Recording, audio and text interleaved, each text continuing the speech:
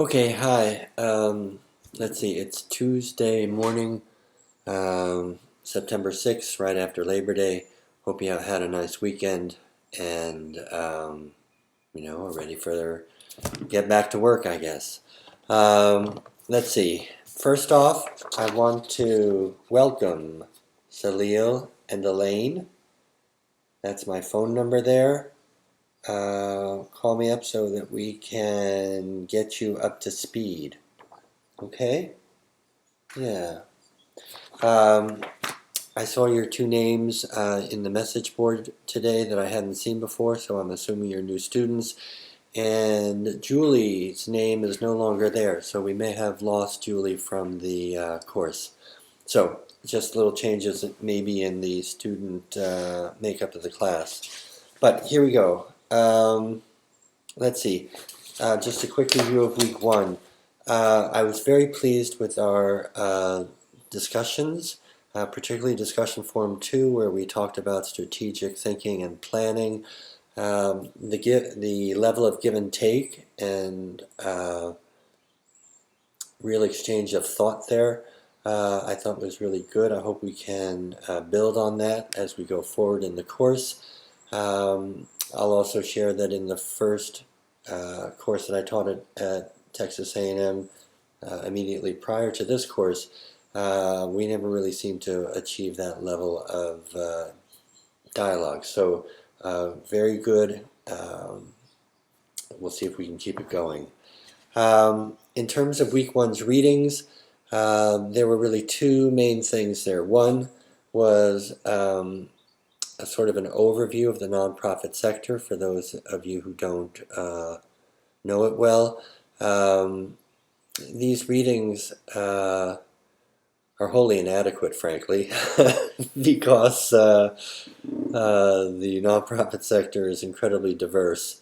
But maybe you got a sense of its diversity from those couple of pages that we read in each of our texts.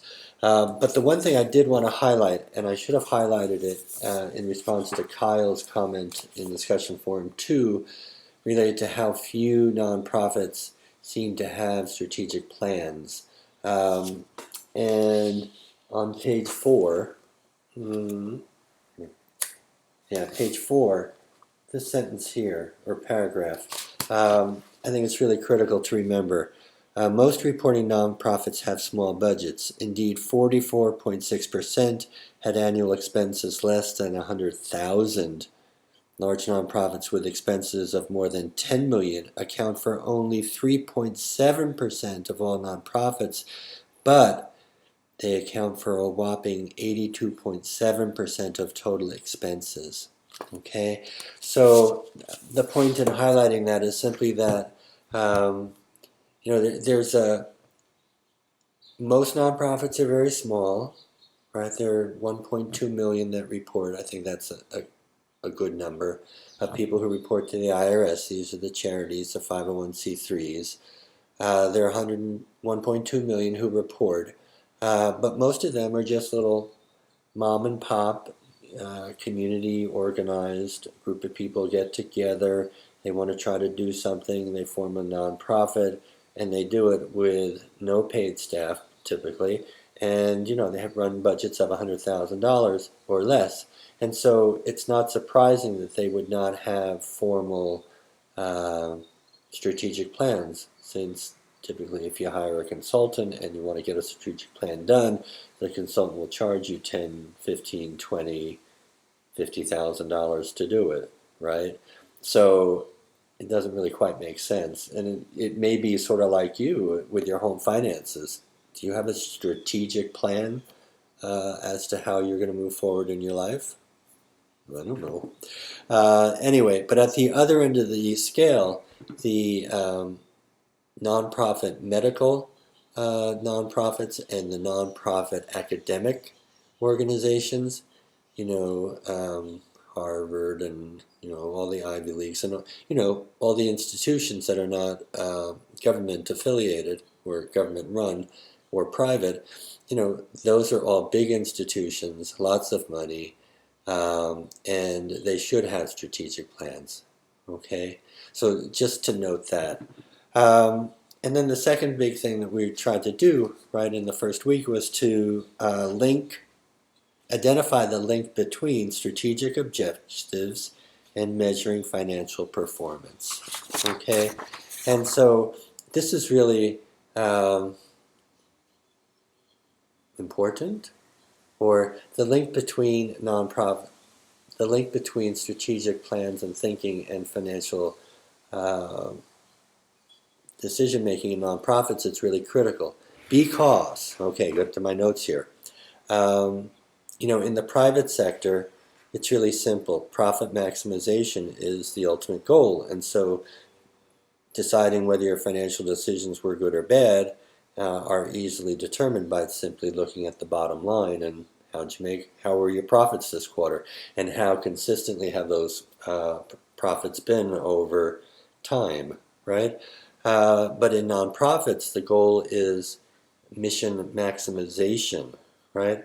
Uh, in nonprofits, our goal is to maximize measurements of mission. What is it?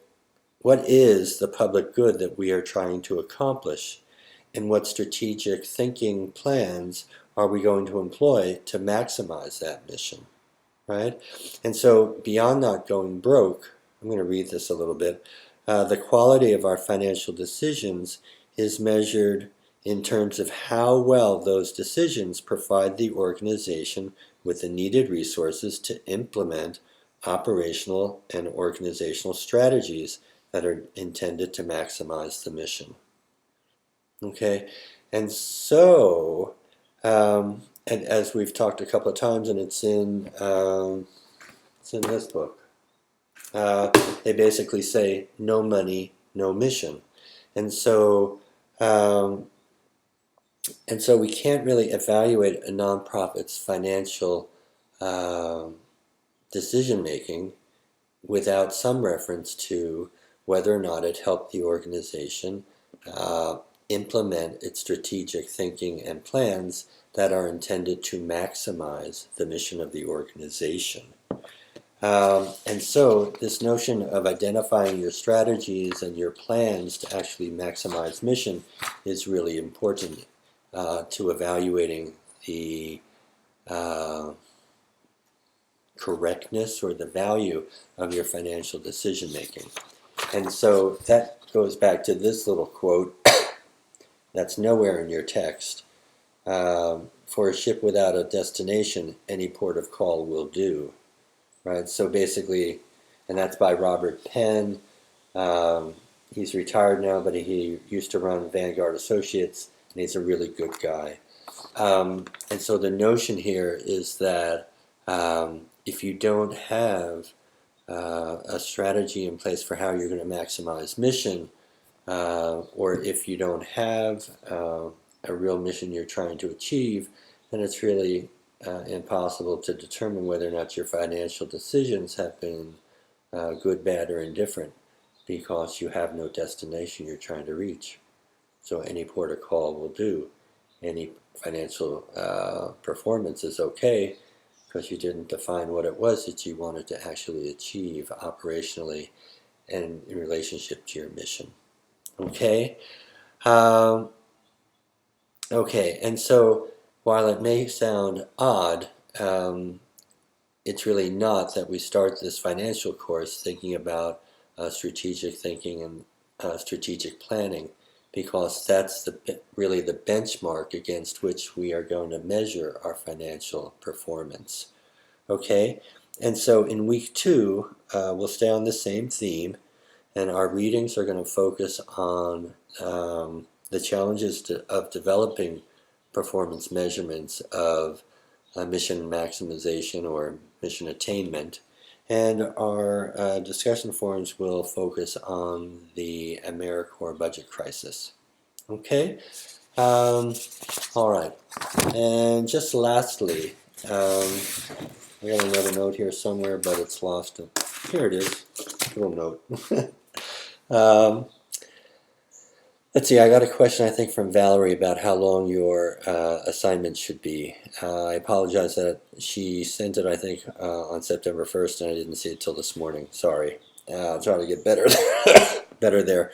But the question was, how long should the submitted assignments be, the case analysis? And I wrote back 4 or 5 pages. The point here is that your bosses at work don't have time to read 10-page analyses of what's going on. What they value is your ability to write clearly and concisely so that they get the gist of what's going on and the recommendation that you make, if you happen to make one in your correspondence to them. And so I want you to think carefully about how you design your paper, your assignment. Make sure you cover all of the essentials. Make sure that you include all the important information and the recommendation at the end if you have one. And this requires you then to think really hard about each word and each sentence and each paragraph that you put into your paper. You need to use your words and sentences and paragraphs economically, so that each one serves a purpose and conveys useful information to the reader in an easily graspable manner. Okay? So we'll see how 4 to 5 works in the first assignment, and we'll go from there. I'll just share that in the training I got back in public policy school, we had to write 2-page memos and ultimately 1-page memo, double-spaced, wide margins, telling our bosses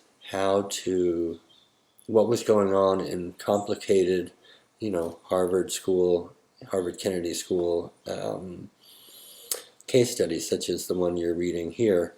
So it put a premium on being able to get to the core and the nub of the issues and the information, and conveying that information clearly and concisely to your boss.